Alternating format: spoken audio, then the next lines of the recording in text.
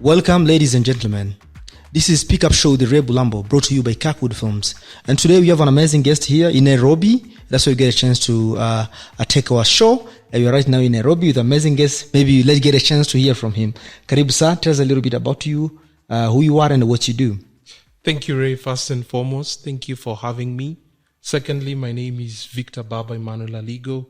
I am a community organizer, a mediator. I used to say I was a former lawyer. Okay.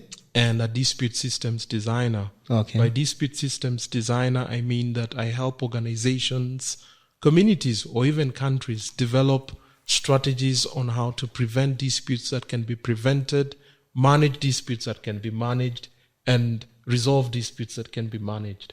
Okay, thank you so much, Victor. We have been hearing about this mediation class that is taking place at You Rise Initiative. And then you have been having, it's Victor who's running those classes. Can you tell us a little bit about how did you come with a project of a mediation class? Since you are the first one coming with such project in Kakuma Refugee Camp, since some of us have been there. Can you tell us a little bit about the programs and how to run it and how long does it take to enroll with the program? Thank you, Ray. With all due honesty, I am a blessed and fortunate man. I have had the opportunity of traveling across the world. And in doing that, I have picked quite a number of things, one of it being inspiration.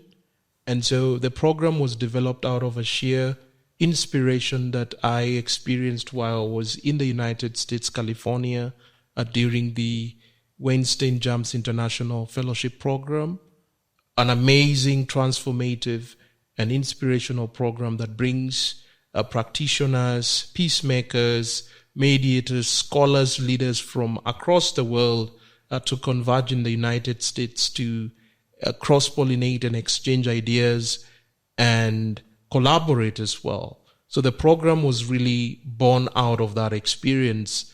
And I am one person who draws a lot of inspiration and ideas from various individuals. One of the actors is Judge Daniel Weinstein, who's been a friend and a mentor to me. I have to mention Maya Angelou. Maya Angelou once said that once you learn, teach it. And secondly, once you get, give.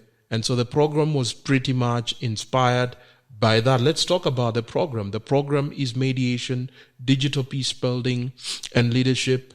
It's a 3 months or almost a semester program where we have individuals with lived experiences of conflict and the host community converge together and get to learn, collaborate, and discuss issues about conflict resolution, mediation, leadership, and all the various issues that people go through while in camps, or anyone who's gone through displacement and migration has to go through.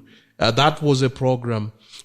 The interesting thing about the program is the fact that we integrated technology. So we're working with Biki Technology based in Geneva, Switzerland, and they have got this great box. I wish I had the box here. Yes, for sure. Right? They have this great yellow box that is 0.7 kilograms that is about to generate its own network system.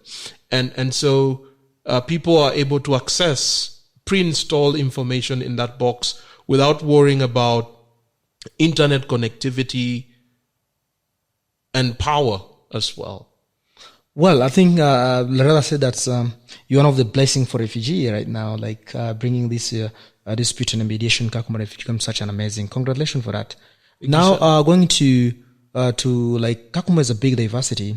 How do you make sure like you bring the people from different backgrounds together? And maybe sometimes the language is a problem. How do you make sure to manage that in terms of the classroom?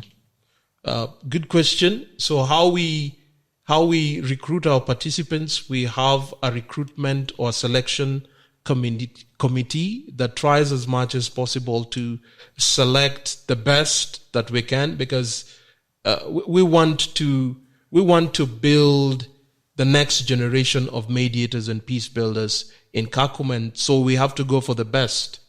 And your second question was, how are we addressing the language issue? One of the challenges that we actually have in the program is a challenge of language. And so right now, at this point in time, our language of communication and instruction is English. And so we go for individuals who can write and speak and communicate in English, but that doesn't stop us from incorporating Swahili in what we do. And over time, my Swahili has been enhanced and improved. Okay.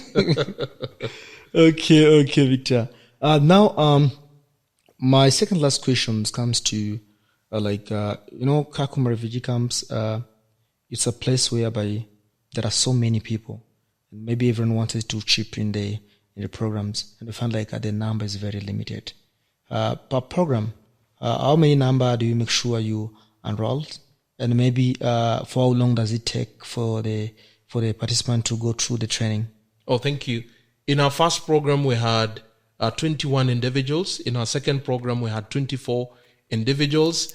And why 21 and 24? It's because the box initially had a capacity of only 20 and 21 individuals. But lately I got a text message from Biki Technology that actually right now the box can accommodate 40 participants at a go, which is tremendous. And so in the future, we plan to actually accommodate more participants and have the program actually taken to other geographies. We're really considering Rwanda, and we are trying to identify individuals on the ground that we can work together, right? The interesting thing about this program is that it's a community program, and when the community owns the program, it becomes sustainable. Your other question was, you said, the number. And the number exactly. How many number do you accommodate during the training? Right. And then interesting enough, in the second program, we actually had alumni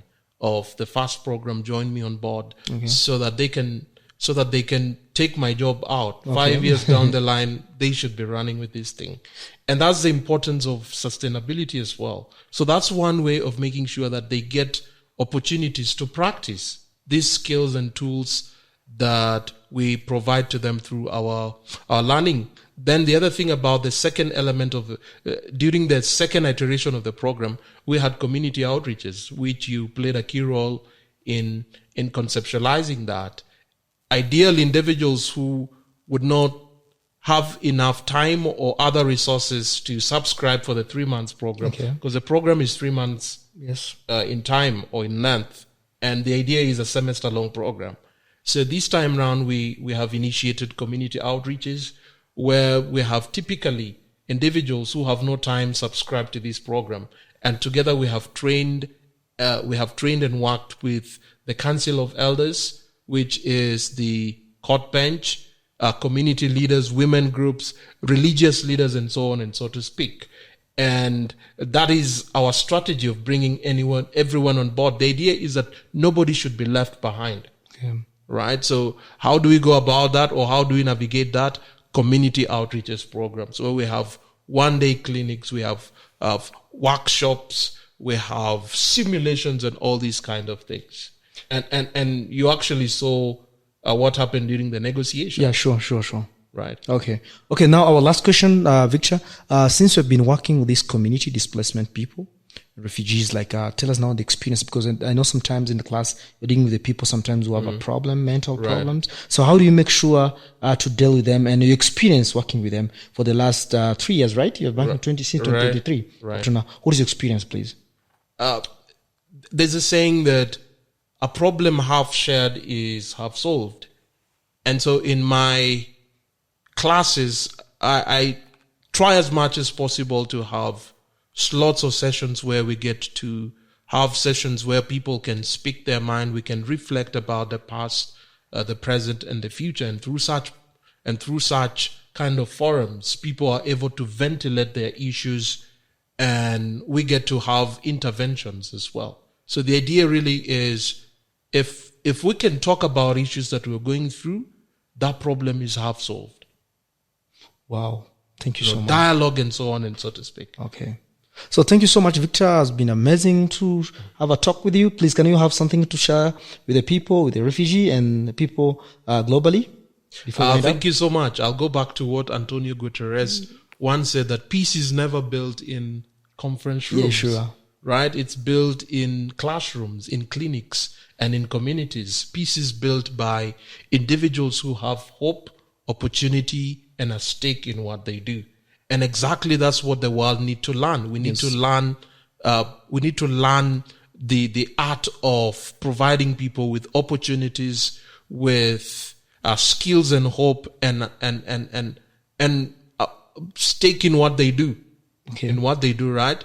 My parting shot would be radical empathy. We are living in interesting times across the world, and the trumpet blows, and the call is for great empathy. What do I mean by great or radical empathy? Radical empathy is this idea that